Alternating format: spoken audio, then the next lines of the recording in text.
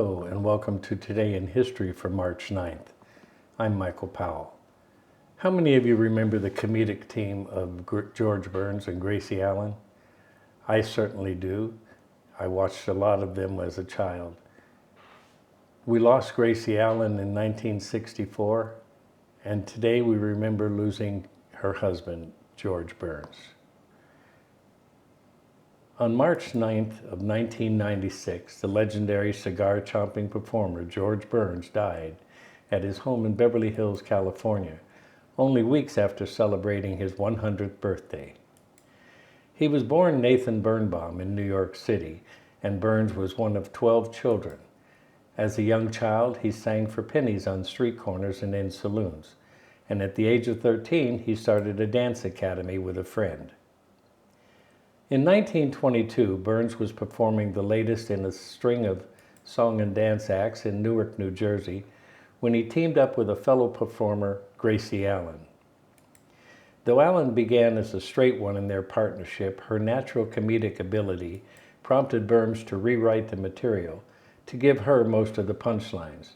From then on, Burns played the straight man to Allen's ditz with hilarious results. By the time Burns and Allen were married in 1926, his brief first marriage to dancer Hannah Siegel ended in divorce. They had already become known as on the vaudeville circuit. The 1920s were a golden era for vaudeville performers, and Burns and Allen were only two of a number of greats. Their peers included Milton Berle, Al Jolson, Fanny Brice, Bert Lahr, and Jack Benny, who was one of Burns's closest friends, who successfully made their transition to other forms of entertainment.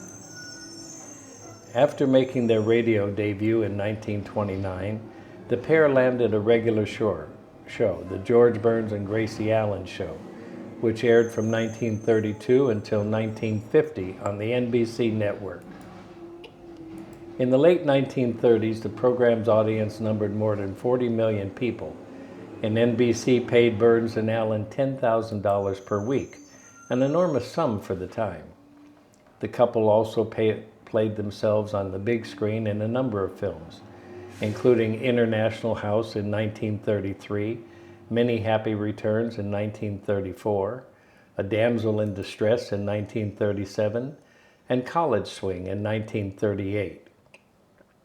In 1950, the George Burns and Gracie Allen Show made a seamless transition to television, airing on CBS and becoming one of the top-ranked programs for the duration of the decade. The Burns and Allen team remained in the public eye until Allen's retirement in 1959. She died of a heart attack in 1964 at the age of 58. Though Allen was a Roman Catholic, Burns buried her with Episcopal rites, explaining that as a Jewish man, he couldn't be buried in a Catholic consecrated ground, and he wanted to be buried beside her. After Burns underwent major heart surgery in 1975 at the age of 79, his career got a second wind. That year, he played a retired vaudevillian in the film adaptation of Neil Simon's play The Sunshine Boys, co-starring Walter Matthau and Richard Benjamin. Burns won an Academy Award for Best Supporting Actor for the role. After that, there was no shortage of movie parts for the octogenarian actor who played God in Oh God in 1977, and its sequels, Oh God Book 2 in 1980 and Oh God You Devil in 1984, in which Burns was featured as both God and the devil.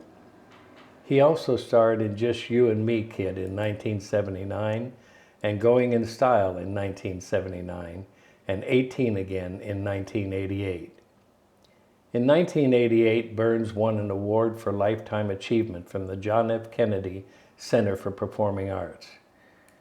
He wrote two best-selling autobiographical works, including Gracie, A Love Story in 1988, and All My Best Friends in 1989, along with 8 other books that earned him his well-deserved reputation as an invaluable first-hand observer of the history of the 20th century entertainment. The loss of George Burns.